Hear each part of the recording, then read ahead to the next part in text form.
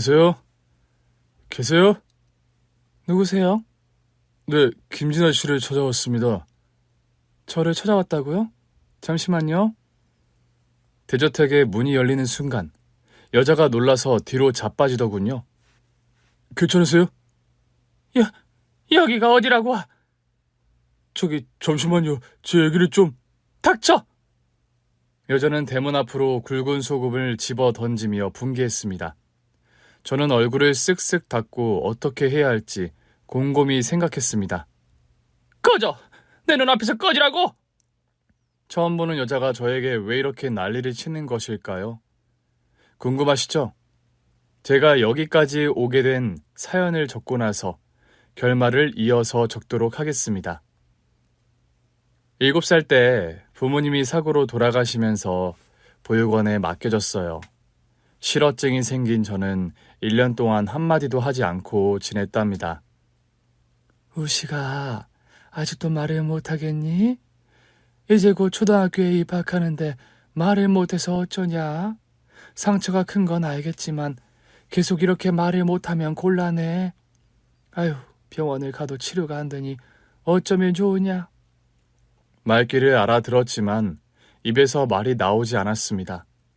말 한마디를 하지 못한 채 학교에 입학했고 몇 달 동안 놀림을 당하며 학교 생활을 했어요. 야, 벙어리, 너 말할 줄 모르냐? 듣지도 못하는 거 아니야? 원래 말 못하면 듣는 것도 못하는 거랬어. 아니야, 얘가 선생님 하는 말에 고개 끄덕이는 거 봤잖아. 들을 수 있을걸? 그래? 우리가 입을 좀 빌려줘 볼까? 야, 벙어리! 아, 해봐. 우리가 말하게 해줄게. 친구들은 짓궂은 제 입술을 잡고 비틀기도 했고 소리를 지르게 하려고 꼬집기도 했습니다. 그래도 저는 말이 나오지 않았어요.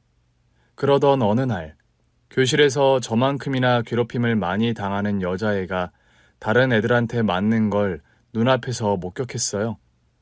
저는 본능적으로 벌떡 일어나 애들을 향해 주먹과 발을 휘둘렀습니다. 저에게 맞은 몇몇 애들이 코피가 터지고 멍이 들었고 선생님이 교실에 들어오셔서 모든 잘못을 저에게 몰아가셨습니다. 제 등을 때리시며 왜 친구들을 때리냐고 하셨죠. 맞고 있던 여자애는 겁을 먹어서 아무 말도 못하고 있어 누구도 저를 변호해주지 않았답니다. 그때 억울하고 화나서 목소리가 터져나왔습니다. 선생님, 얘네들이 진아를 괴롭혔어요. 그래서 혼내준 거라고요. 우시가, 너 말을 했네? 맙소사, 그러네요. 제가 말을 하고 있네요. 싸움을 크게 하고 나서 육성이 터져나왔고 실어증을 벗어날 수 있었습니다. 말도 하게 되었고 싸움도 곧잘 하니 친구들이 무시하거나 따돌리는 일은 더는 없었답니다. 보육원에서 지내며 학교 생활을 충실히 했습니다. 공부는 조금 하긴 했지만 고아이고 대학에 갈 가능성이 없으니 일찌감치 공부를 포기했어요. 다른 특기도 없고 해서 기술을 배워서 고등학교 졸업하면 바로 취업을 할 계획이었습니다.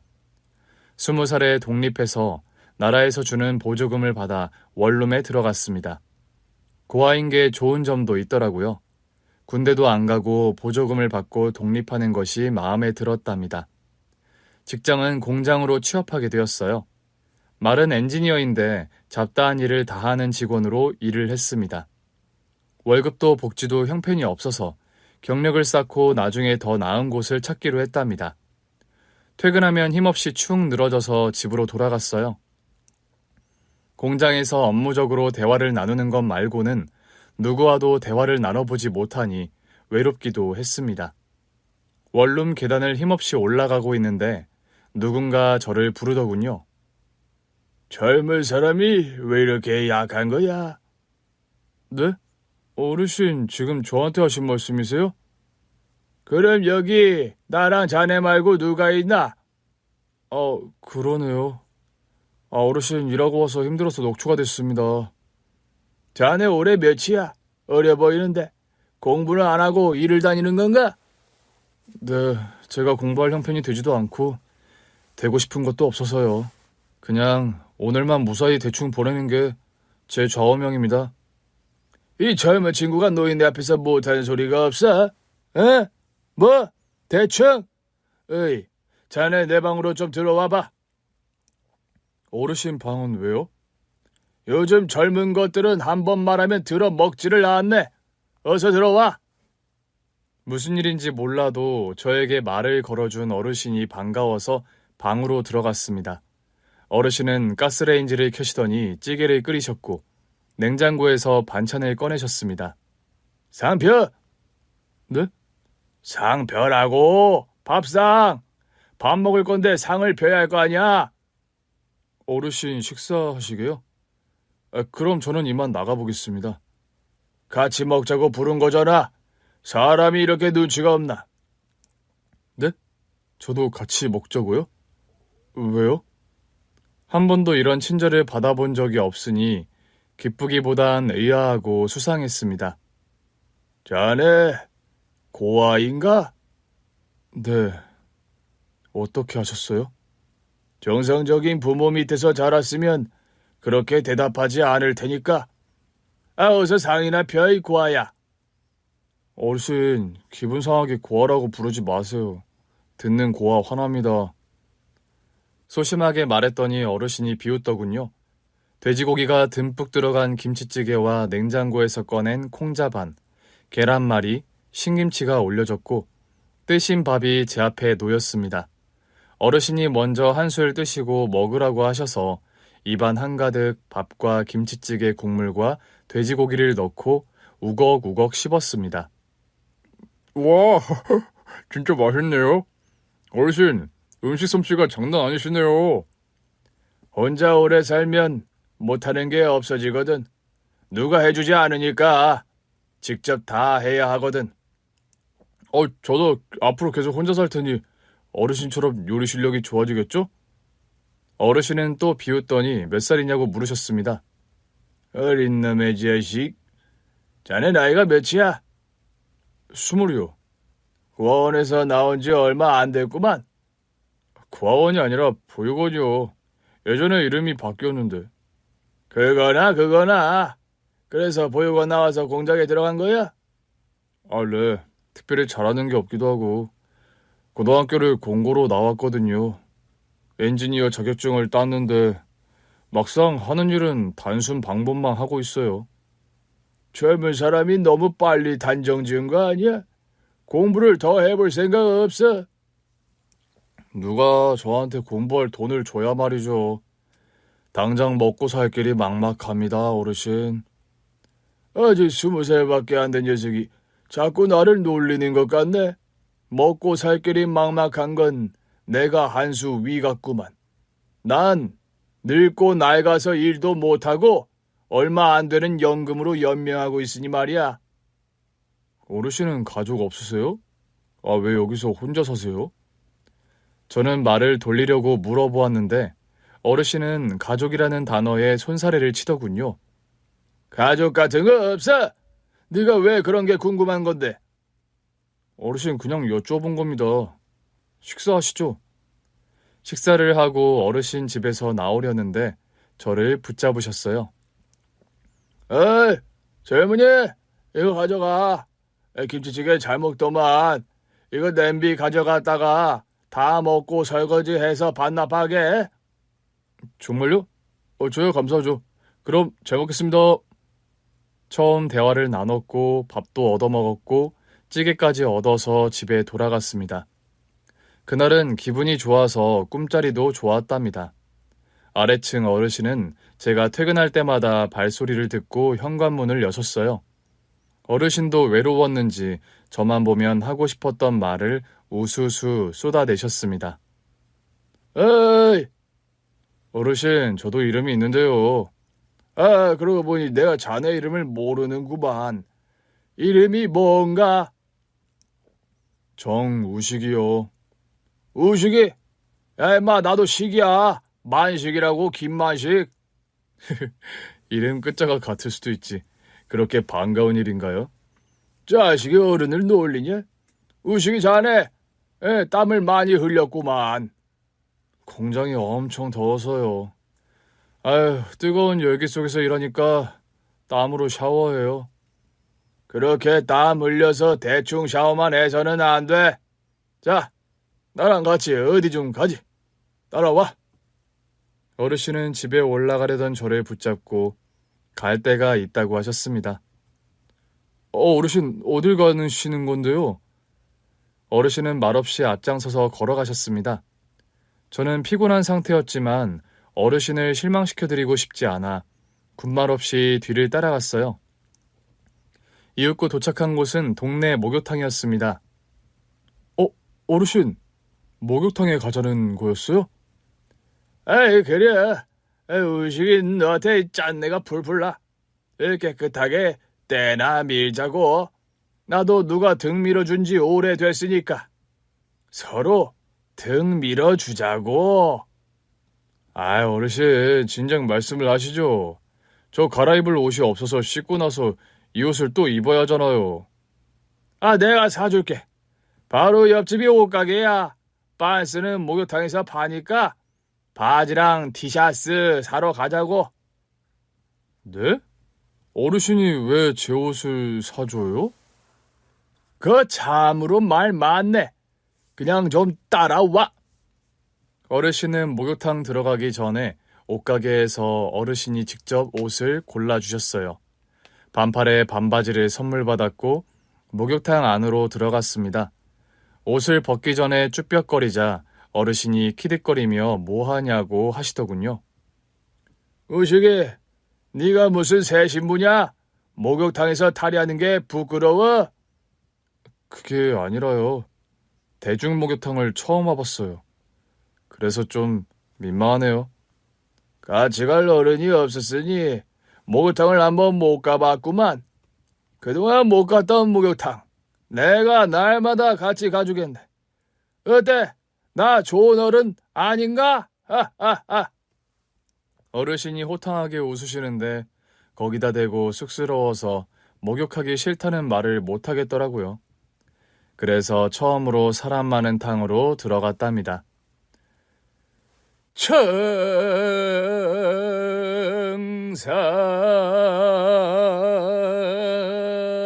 우시게 따라하게. 네? 총선.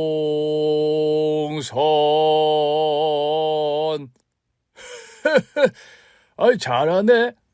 몸을 깨끗이 씻어낸다는 뜻이야. 당 안에 들어오면 이렇게 말하는 거라고. 알겠나?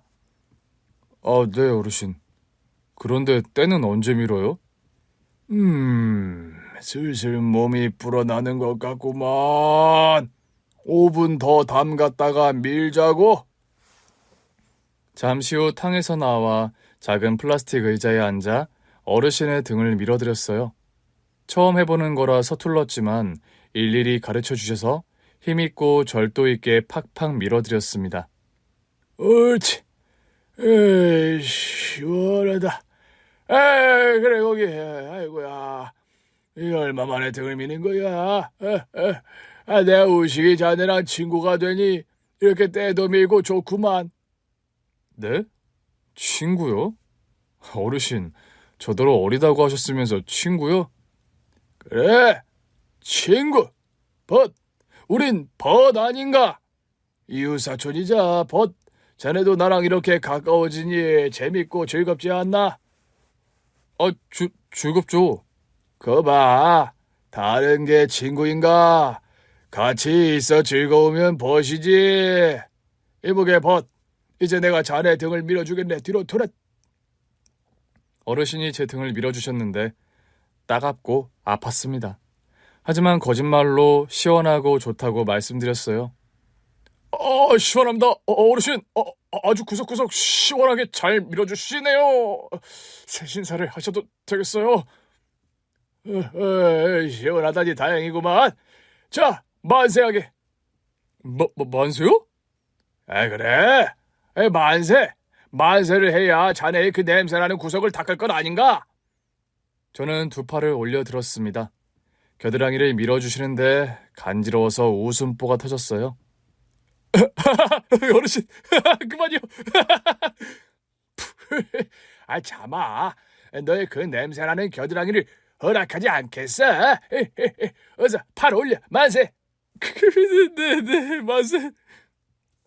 어르신과 박장대소를 하며 때를 밀었고 몸을 깨끗이 헹구고 나와서 단지 모양이 든 바나나 우유를 2개 샀습니다. 오시가 이 바나나 우유는 빨대를 마셔야 제맛이야. 자, 빨대 꽂아. 아, 그래요? 저는 사실 바나나 우유를 처음 마셔봐요. 이 청년이 정말 세상 물정을 모르는구만. 앞으로 배워야 할 게 한두 가지가 아니야. 나한테 많이 배우게. 네, 어르신. 많이 가르쳐 주십시오. 목욕탕도 다녀오고 밥도 같이 먹고 산책도 하고 이런 일들을 누군가와 함께하는 것이 처음이었습니다. 사회에 나와 처음으로 사귀게 된 어르신의 말씀으로 벗이었죠. 한 달 동안 목욕탕을 5번 갔고 어르신이 매번 저녁마다 현관문을 열고 저를 잡아주셔서 저녁을 거의 매일 함께 먹었답니다. 저는 감사해서 한과도 사드리고 어르신이 개량 한복을 즐겨 입으시길래 새 것으로 한 벌 선물해 드렸어요. 얼씨구나 새 옷을 입고 뛰어보자. 팔짝 으시가 나 어떠냐? 멋있으세요. 어르신한테 맞춤복 같아요. 내가 젊었을 때부터 모델 같다는 말을 자주 듣긴 했지. 이 몸매가 되니까 옷이 제대로 된 임자를 만났구려. 고맙다 친구야. 아니에요. 저를 챙겨주신 거에 비하면 약소합니다. 그래도 기뻐해 주시니까 저도 기분이 좋네요. 우시가 나 새 옷도 입었는데 외식이나 하자. 네가 쏘는 거다. 네, 그러죠. 안 그래도 오늘이 월급날이에요. 어르신, 드시고 싶은 거 있으세요? 옛날에 우리 마누라가 등갈비를 기가 막히게 했었지. 등갈비 잘하는 집 아는 데 있나? 제가 외식을 한 번도 안 해봐서요. 일단 나가서 한 바퀴 돌아보죠. 그래. 돌다 보면 갈비집 하나는 나오겠지. 가보세. 그날 등갈비 핑계로 어르신과 신나게 걸었고 맛있는 집을 찾아서 식사도 잘했습니다. 월급날뿐만 아니라 종종 어르신을 모시고 맛있는 집에 갔습니다. 제가 남에게 베풀어 본 적이 없어서 어떻게 다가가야 할지 몰랐는데 어르신이 저에게 보여주신 모습에 많은 감동을 해서 친할아버지라는 생각을 하며 잘 모셨어요. 그러다 문득 어르신이 저의 친할아버지가 아닐까 하는 상상을 해봤어요. 그동안 많이 외로웠지 하고 제 앞에 짠 하고 나타나셔서 많은 즐거움을 주신 것일 거야. 손자를 키우지 못해서 미안한 마음에 제가 사는 원룸 밑층으로 이사를 오셔서 돌봐주시려는 것일 거야 하는 상상을 해봤답니다. 할아버지. 뭐? 할아버지? 그냥 그렇게 불러보고 싶었어요. 어르신. 꼭 제 할아버지 같아요. 당연히 제 할아버지를 본 적이 없지만요. 헤헤이, 그렇게 부르고 싶으면 불러라. 난 손자라고 부를까? 야, 손자야. 오늘 하루도 고생 많았다. 앉아서 밥 먹자. 이 할아버지가 우리 손자 생각하면서 국도 끓이고 콩나물도 무치고 계란말이도 했다. 어르신이 제 마음을 어루만져 주시자 눈물이 흘렀습니다. 맛있어요. 너무 맛있어서 눈물이 나오냐? 우리 손자는 할아버지가 해준 밥만 먹으면 눈물이 그렁그렁 맺히더니 오늘은 줄줄 흐르네. 손자야, 천천히 먹거라. 그리고 할아버지한테 하고 싶은 말이 있으면 다 해도 좋아. 네, 할아버지. 감사합니다. 이런 감정을 난생 처음 느껴봤습니다. 어르신은 이웃, 벗을 넘어서 가족 같았어요.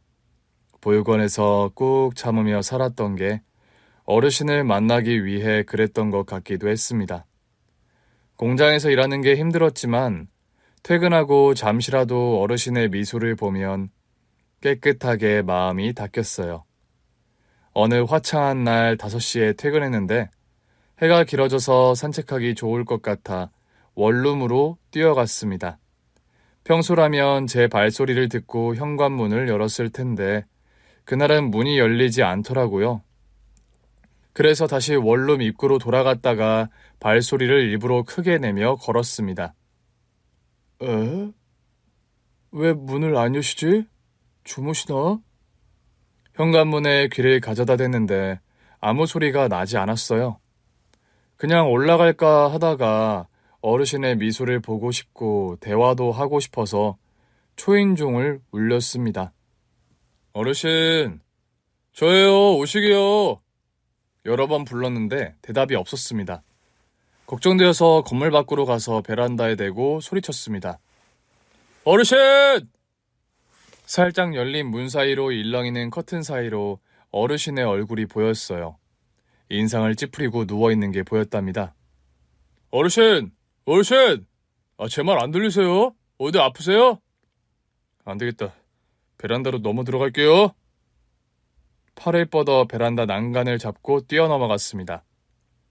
베란다 문을 열고 들어갔더니 어르신이 식은땀을 흘리며 웅얼웅얼 소리를 내고 계셨어요. 어르신, 정신 차려보세요. 무슨 말씀인지 모르겠어요. 119 부를게요. 조금만 참으세요. 당장 119에 신고해서 위급한 상황을 전하고 빨리 와달라고 했어요. 그리고 물을 한 컵 떠서 어르신의 입가에 축축하게 적셔드렸어요. 수건으로 땀을 닦아드리고 팔다리를 주물러 드렸습니다. 그런데도 눈을 뜨지 못하고 여전히 웅얼거리기만 하셨어요. 7분 뒤 구급대원들이 와서 들것으로 옮겨 구급차에 어르신과 저를 태우고 도로를 달려 대학병원에 도착했습니다. 의사는 어르신을 알아보셨어요. 심근경색이 있는 환자라며 바로 치료를 들어갔습니다. 한참 뒤에 안정이 되어 주무시다가 드디어 깨어나셨답니다. 어르신, 저 알아보시겠어요? 내 손자 아니더냐. 우식이 내 손자. 네, 맞아요, 할아버지. 이제 정신이 드시나 봐요. 휴, 심근경색이라면서요. 그동안 약을 드시는 걸 못 봤는데 왜 안 드셨어요? 나도 모르겠다. 우식이 널 만나고 몸이 좋아진 것 같아서 안 먹은 모양이야. 네가 내 엔돌핀을 돌게 하고 아픈 걸 잊게 하거든. 할아버지, 약을 잘 챙겨 드셔야죠. 앞으로는 제가 약 드시는 거 체크해 드릴게요. 아침에 출근할 때 들러서 확인하고 점심에는 전화로 확인할 거예요. 퇴근하고 저녁 같이 먹고 확인할 거고요. 의사 선생님이 조금만 늦어서도 큰일 날 뻔했다고 했어요. 진짜 조심하셔야 해요. 그래, 고맙다. 의식이 네 덕분에 내가 살았구나. 어르신은 하루 입원했다가 퇴원하셨습니다. 새벽 시간이 되어서야 어르신 집에 도착했답니다. 어르신, 아무래도 안 되겠어요. 걱정돼서 같이 자는 게 좋겠어요. 내가 애기도 아닌데 무슨. 손자가 할아버지랑 자고 싶은 건데 못 들어주세요? 아이고야. 그래 손자야. 이 할아버지랑 같이 자자. 얼른 이불 깔고 눕자꾸나. 이불을 펴고 어르신의 팔다리를 한참 주물러 드렸고 코를 골고 주무실 때까지 기다렸어요. 이윽고 편히 잠드신 걸 보고 저도 잠을 잤습니다. 다음날 공장에 출근해야 해서 아침에 식사를 챙겨드리고 나와야 했어요. 어르신 죄송해요. 공장 출근을 해야 해서 가봐야겠어요. 죄송하긴. 충분히 큰 도움이 됐네. 고마워. 우식이 나의 벗 잘 다녀오게. 공장에 가서도 어르신 걱정 때문에 일이 순조롭게 되지 않았어요. 평소에 하지 않던 실수를 해서 상사한테 욕을 얻어먹기도 했답니다. 어르신의 몸은 점점 더 안 좋아져서 병원에 자주 모시고 갔어요. 안타깝게도 더 좋아지는 건 어렵다는 말을 들었습니다. 수술하는 것도 연세가 있으셔서 시간을 두고 고민을 해야 한다고 했죠. 어르신이 어느 주말에 저에게 어디 좀 데려가 달라고 하셨습니다. 의식아, 내가 꼭 가보고 싶은 곳이 있는데 자네가 데려다 주겠나? 어르신, 당연히 모셔다 드려야죠. 어딘데요? 주소 줄 테니까 택시 타고 가보지. 어르신을 모시고 택시를 타고 1시간을 달려 도착한 곳은 대저택 앞이었습니다. 초인종을 눌렀더니 대문 밖으로 나온 여자가 소금을 집어 던졌죠. 사연 초반에 여자가 분노하던 장면 기억하시죠?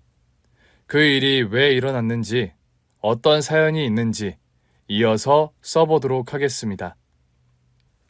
여기가 어디라고? 나가! 저기요, 아주머니. 어르신이 오자고 해서 왔는데 도대체 무슨 사이길래 소금까지 뿌리세요? 어르신, 무슨 말씀이라도 좀 해보세요. 왜 이런 수모를 겪으시는 거예요? 여자가 어르신께 소금을 뿌렸는데 제가 온몸으로 다 막아내며 대신 맞았습니다. 이윽고 여자가 눈물을 글썽이며 입술을 파르르 떨면서 말했습니다. 당신이 여기가 어디라고? 왜? 돈 필요해? 딸내미한테 돈 뜯어내려고 온 거야? 영주야, 그럴 리가. 절대 아니다. 난 단지 자식 얼굴을 보고 싶어서 온 거야. 그런데 아직도 날 용서하지 못했구나. 어떻게 용서를 해? 당신이 술독에 빠져서 알코올 중독자로 지내는 동안 엄마는 고생이라는 고생을 다하고 길에서 객사했어. 그날도 당신은 어디선가 술 먹느라 장례식도 못 왔지? 미안하다. 이 애비 자격 없는 거 안다. 그때 내가 왜 그랬는지 모르겠구나. 술에 미쳐서 살아서 가족들에게 씻을 수 없는 상처를 줬어. 당신은 사업이 망했다고 술만 마시면서 살았어. 처자식은 안중에도 없고 당신 망한 것만 중요했다고. 엄마가 그렇게 떠나고 난 당신이라는 인간을 머릿속에서 지워버렸어. 벌써 30년이나 지났지만 아직도 미움은 그대로라고.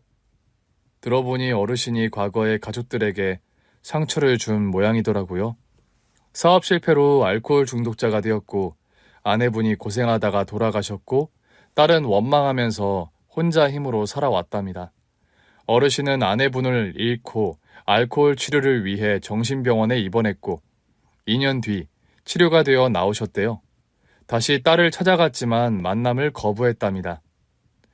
당신이 정신병원에 나와서 타인의 명의로 나한테 후원을 했었지.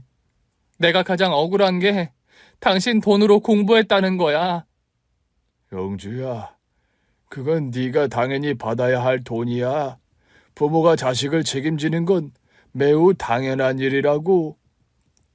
부모? 그렇게 막 살아놓고선 부모라고? 난 당신을 평생 미워했고 앞으로도 그럴 거야. 영주야, 정말 안 되겠니? 이 애비를 용서하는 게 힘들겠니? 소금 한 주먹 더 가지고 와서 뿌려줄까? 그럼 내 마음을 알 것 같아? 어르신은 고개를 좌우로 돌리며 두 손을 들고 뒤로 물러났습니다. 저는 꿔다 놓은 보릿자루 마냥 아무 말도 못하고 서 있었어요. 곧 대문이 닫히자 어르신이 울먹이며 그만 돌아가자고 하셨습니다. 의식이, 그만 가지. 어르신. 지금은 아무 말도 하지 말지. 어서 가지. 어떠한 위로의 말도 못하고 어르신과 택시를 타고 원룸 앞에서 내렸습니다. 우리 목욕이나 갈까? 자네 나 때문에 소금을 많이 맞았잖아. 어르신이 가고 싶으시면요. 그럼 목욕이나 가지. 목욕탕에 가서 샤워를 하고 탕 속으로 들어갔습니다. 어르신은 침묵하고 계셨고 저는 조금이라도 마음을 풀어드리고 싶었어요. 총선. 잘하는구만. 어르신도 해봐요. 총선. 총선.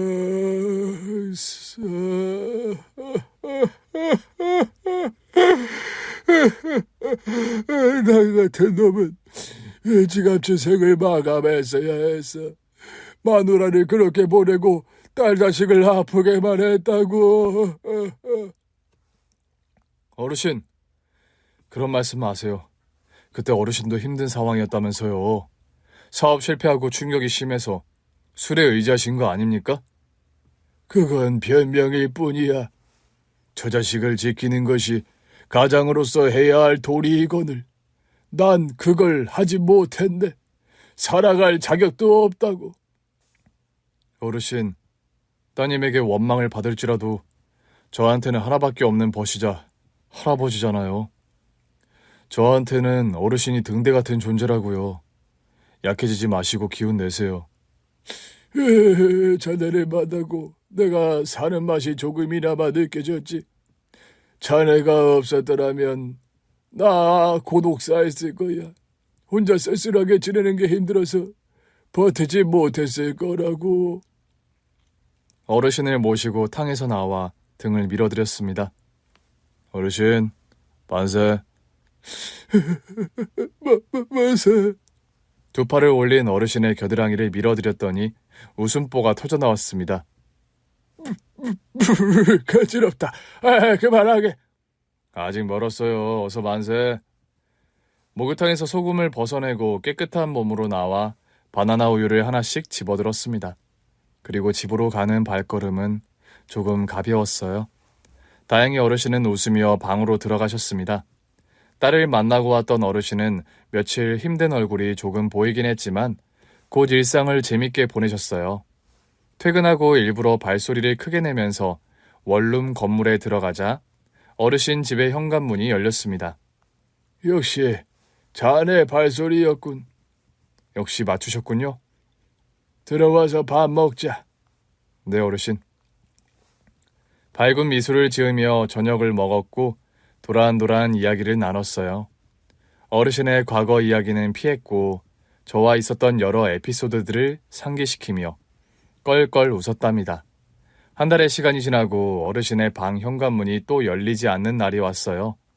초인종을 울려도 대답이 없어서 얼른 베란다를 통해 넘어가 쓰러진 어르신을 119에 신고해서 병원으로 이송했습니다. 이번에는 입원을 좀 오래 해야겠다고 하더군요. 수술도 고민해보고 결정하자고 의사가 말했답니다. 손자야. 네, 할아버지. 내가 외롭지 않게 옆에 있어줘서 고맙구나. 그건 제가 드릴 말씀인데요. 할아버지 저랑 친구해줘서 고맙습니다. 녀석, 널 더 빨리 만났더라면 좋았을 텐데 괜히 아쉽구나. 저도 그렇게 생각해요. 저를 이만큼 신경 써주고 애정해주는 분을 빨리 만났더라면 얼마나 더 좋았을까 하는 생각을 자주 해요. 할아버지, 오래 입원해야 한다고 하네요. 수술도 하는 게 좋을 거라고 해요. 그래, 이제는 더 나빠질 것도 없으니 의사가 하라는 대로 해야지. 저기 우시가 부탁이 하나 있는데 우리 딸 찾아서 이 편지 좀 전해주게. 편지요? 네, 전해드릴게요. 어르신을 병원에 입원시켜드리고 매일 왔다 갔다 하면서 돌봐드렸습니다. 퇴근하고 집에 들러 씻고 병원에 가려고 원룸 건물로 들어서는데 웬 여자가 저를 불렀어요. 저기요, 그때 그 청년 맞죠? 어르신의 따님이시죠? 네, 기억하시네요. 그때는 죄송했어요. 제가 뿌린 소금을 온몸으로 다 맞으셨죠? 진짜 죄송해요. 괜찮아요. 그럴 수도 있죠. 어르신과 있었던 일을 다 들었으니 이해합니다. 안 그래도 제가 찾아가려고 했어요. 어르신이 편지를 부탁했거든요. 편지요? 여자는 자기가 왜 찾아왔는지 말했습니다. 저희 아빠가 집에 안 계시던데 어디 가신 줄 아세요? 어르신은 병원에 입원 중이세요. 심근경색이 심하시거든요. 그래요? 얼마나 심한데요? 아무래도 수술을 해야 할 것 같다네요. 조만간 결정이 날 겁니다. 저 씻고 어르신 뵈러 갈 건데 같이 가보실래요? 여자는 고개를 끄덕이며 밖에서 기다리겠다고 하더군요. 얼른 샤워를 하고 옷을 갈아입고 나왔어요. 택시를 타고 갈까 했는데 여자의 외제차가 떡하니 서 있었고 기사도 대기 중이었습니다. 편지를 전해드리고 차에 올랐습니다. 와, 멋진 차네요. 제가 태어나서 이런 차도 다 타보다니 덕분에 좋은 경험합니다. 어서 타세요.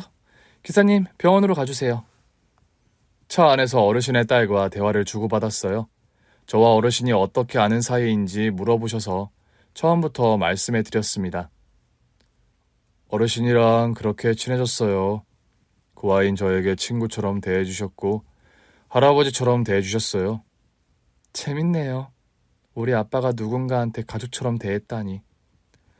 저 주제 넘은 소리로 들릴지 모르겠지만 아마 어르신은 따님과 나누지 못한 추억을 저와 나눈 게 아닐지 생각해요.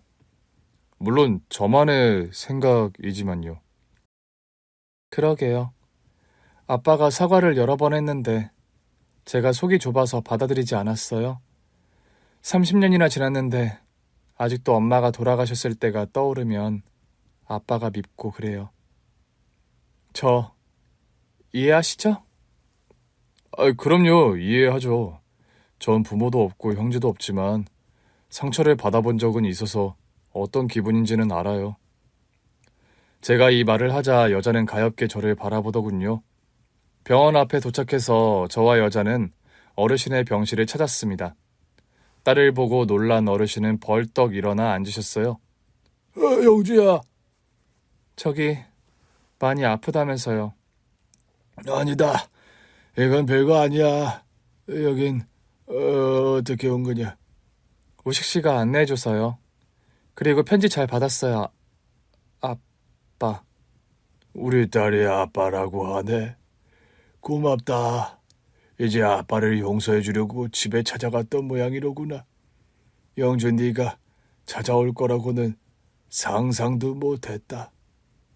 내가 아빠를 그렇게 미워하는데 아빠는 제가 밉지 않으세요? 아빠가 나 공부할 돈도 몰래 다 지원해줬고 결혼할 때도 자금을 내 남편한테 몰래 줬다면서요. 영원히 비밀로 하는 조건으로요. 어르신은 뒤에서 항상 딸을 위해 살고 계셨더라고요. 그거야. 아비로서 당연히 해야 할 일을 한 것뿐이다. 아빠, 내가 미안해요. 아빠의 사정은 하나도 헤아리지 못하고 엄마랑 내 생각만 했어요. 그때 아빠가 술에 의존하면서 살던 게 무조건 나쁘다고 생각했어요. 무조건 내가 나쁜 놈이 맞다, 영주야. 난 나쁜 남편, 못된 아빠가 맞아. 여자는 대답을 하지 않고 어르신의 손을 잡아주셨어요. 두 사람이 따뜻한 온기를 전하는 모습을 보니 괜스레 눈물이 흘러나왔습니다. 우리 손자도 이리 와라. 정식으로 소개해 줄게. 이쪽은 내 딸 박주영이다. 호칭은 고모라고 부르면 되겠구나. 네, 할아버지, 고모 반가워요.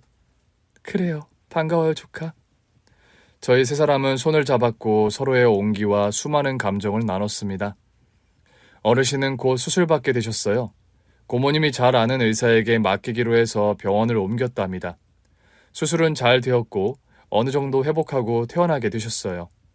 그런데 이젠 원룸에서 지내지 않고 고모님의 대저택으로 들어가 지내시게 되었답니다. 잘 된 일이었죠. 손자, 자주 놀러와. 네, 그럴게요, 할아버지. 다시는 아프지 마시고 건강하게 오래오래 사셔야 해요. 약속해줘요. 역시 날 가장 걱정해주는 건 손자밖에 없네. 기분 좋구만. 우식아, 날 진짜로 고모라고 생각하고 자주 놀러와. 우리 아빠가 널 엄청 좋아하니까 자주 와서 말동무도 되어드리고 목욕탕도 모시고 다녀줘라. 네, 고모. 꼭 그럴게요. 어르신이 대저택에 들어가시면서 얼굴을 매일 뵐 수가 없었습니다. 그리고 막상 대저택 앞에 가면 초인종 누를 용기가 나지 않았습니다. 이젠 진짜 가족의 품으로 돌아가셨으니 잘 지내시겠지 하고 다시 돌아갔어요. 그렇게 한 달의 시간이 지나고 공장에서 지친 채로 원룸 건물로 들어서는데 어르신 집에 현관문이 열리길래 미소를 지으며 다가갔습니다. 어르신! 누구세요? 아닙니다. 죄송해요.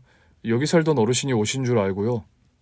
어르신은 원룸을 정리했는데 제가 착각하고 설레발을 쳤답니다. 시간이 조금 더 흘러 추운 겨울이 왔습니다. 공장에서 일하는 게 여름보다는 겨울이 훨씬 나았어요. 일하는 공장의 소음이 너무 커서 전화 오면 모르고 넘어가는데 어느 날 주머니에서 진동하는 게 느껴져서 얼른 꺼내봤습니다. 고모였어요. 네, 고모. 우식아, 지금 일하니? 여기 병원인데 빨리 좀 와야겠어. 할아버지한테 무슨 문제라도... 지금 갈게요. 일을 내팽개치고 나가려고 하니 작업반장이 저를 잡았습니다. 야, 임마, 이러다 어디 가는 거야? 죄송해요. 급한 일이 있어서요. 이놈 웃기는 놈이네. 오늘 중으로 물량이 다 나가야 한다고 실컷 말했더니 일하다가 땡땡이를 치려고 해. 너 지금 나가면 잘릴 줄 알아? 반장의 손을 뿌리치며 말했습니다. 잘라요, 잘라. 안 다니면 될 거 아닙니까? 더럽게 갑질하네. 뭐가 어째? 야, 우식이 너 거기 안 서? 저는 뒤도 돌아보지 않고 공장을 벗어나 병원으로 달려갔습니다. 어르신이 입원한 병실까지 수만 번 고르지 않고 뛰었답니다. 고모, 할아버지한테 무슨 일이 생겼어요? 다시 아프기 시작한 거예요? 빨리 왔네, 오씨가. 그동안 왜 안 찾아왔어? 저는 할아버지가 잘 지내시는 줄 알고 가족들과 잘 지내시는데 저 같은 놈이 다시 끼어들어도 되나 하는 생각이 들어서요. 뭐야? 왜 그런 생각을 해? 우리가 널 내칠 사람이니? 당연히 아니죠. 고모, 할아버지는 어떠세요? 지금 주무시는 거예요? 주무시는 중이야. 또 쓰러지셔서 급하게 병원에 모시고 왔어. 좋아진 줄 알았는데 그렇지 않은 거예요? 좋아진 건 맞는데 내가 잘 보살피지 못해서 그런가 봐. 아무래도 우식이 네가 아빠 옆에 있었으면 좋겠다. 고모의 말을 듣고 한참 동안 어르신을 내려다보다가 팔다리를 주물러 드렸고 물수건으로 얼굴과 목을 닦아드렸어요. 이윽고 어르신이 입술을 열었습니다. 천산. 할아버지 깨셨어요? 우식아, 목욕탕을 못 갔더니 온몸이 근질거린다. 고모부 계시잖아요. 같이 목욕 가시면 되실 텐데. 내 사위는 아직 불편해서. 그리고 나는 너 말고는 같이 목욕 가고 싶은 사람이 없다. 제가 때를 잘 밀기는 하죠.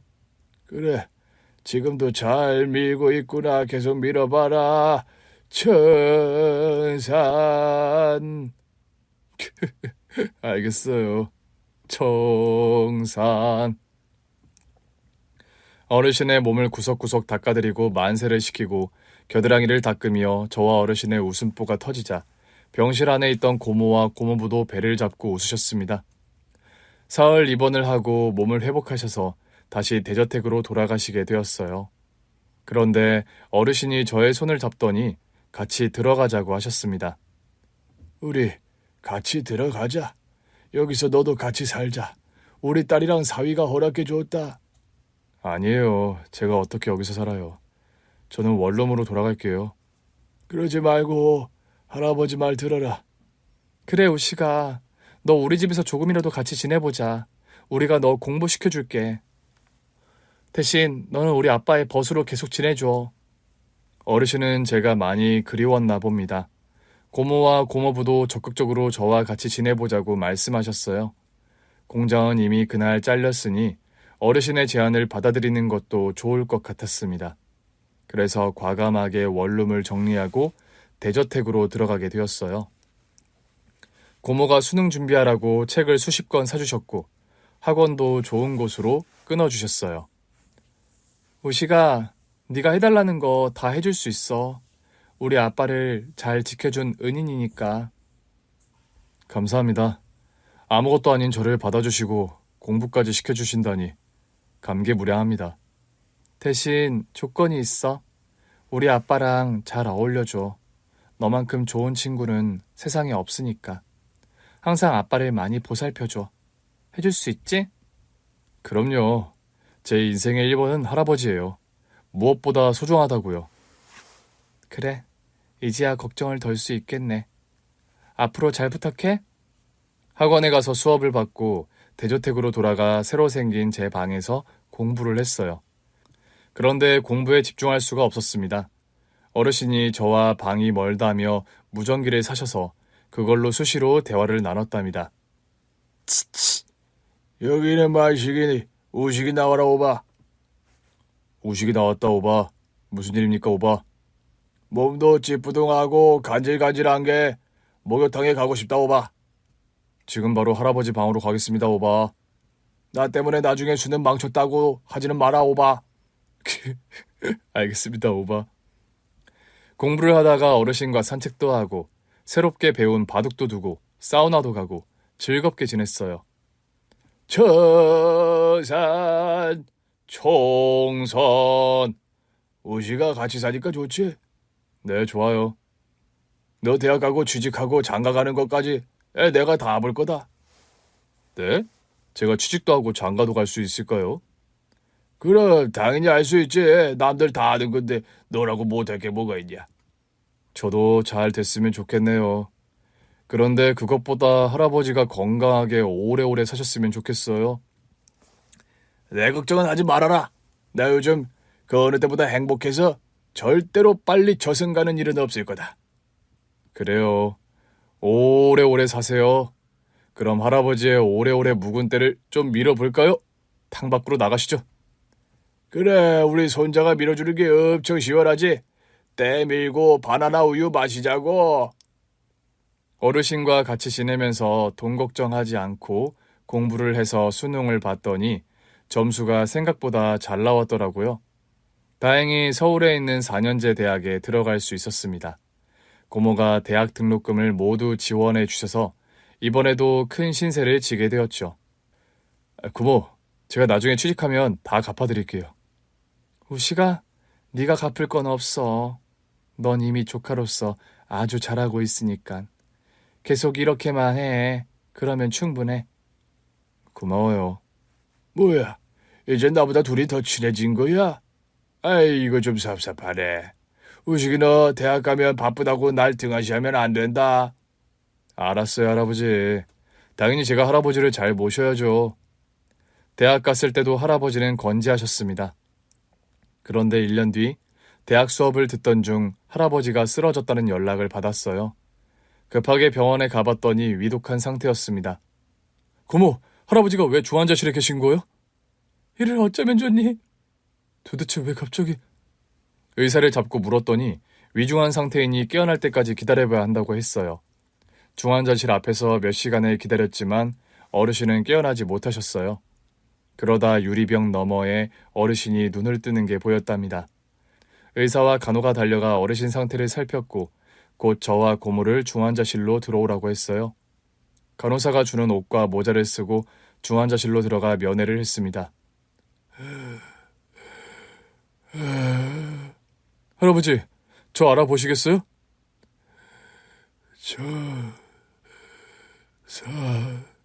네, 맞아요, 청산. 우리 청산하러 목욕탕 가야죠. 우식아, 미안하다. 내가 너 대학 졸업하고 취직하고 장가 가는 것까지 다 보려고 했는데 약속을 못 지킬 것 같다. 그게 무슨 말씀이세요? 지금 이렇게 정신을 차리셨잖아요. 분명히 금방 좋아지실 거예요. 아니다. 갈 때가 된 것 같아라. 내 몸이 지금 많이 아프다. 이제 곧 떠나야 할 것 같아. 뭐예요? 지금 작별 인사라도 하자는 거예요? 할아버지, 약한 소리 하지 마세요.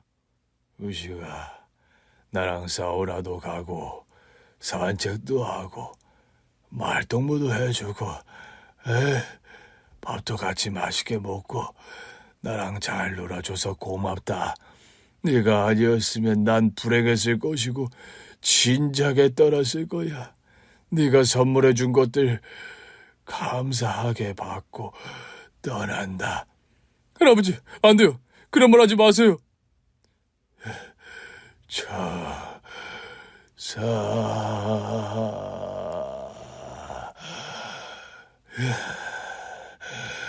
더할 나위 없다, 우식아. 어르신은 그 말씀을 끝으로 눈을 감으셨습니다. 기계에선 삐 하고 신호음이 길게 흘러나왔습니다. 의사는 날짜와 시간과 분을 말하며 어르신이 떠난 시간을 말했고 간호사는 받아 적었습니다. 저와 고모는 그 자리에 주저앉아 오열했습니다. 할아버지, 이렇게 떠나시면 어떡해요? 안 돼요, 일어나요. 눈 떠보라고요. 시간 그만해, 이미 떠나셨어. 편히 떠나셨다. 할아버지의 손은 온기가 남아있었고 그 온기가 사라지기 전까지 손을 놓지 않았습니다. 고모와 의사가 말려서 겨우 손을 놓고 나왔습니다. 장례식장에는 많은 분들이 와주셨어요. 할아버지의 고향 친구들, 고모와 고모부의 지인들이 자리를 채워주셨고 슬픔을 나눠주셨답니다. 상주가 되어 장례식 내내 슬퍼했고 발이 나고 묘지에 모시는 순간까지 할아버지를 지켜드렸어요. 매장하기 전 꽃 한 송이를 던져드리며 말했어요. 할아버지, 거기도 목욕탕이 있을까요?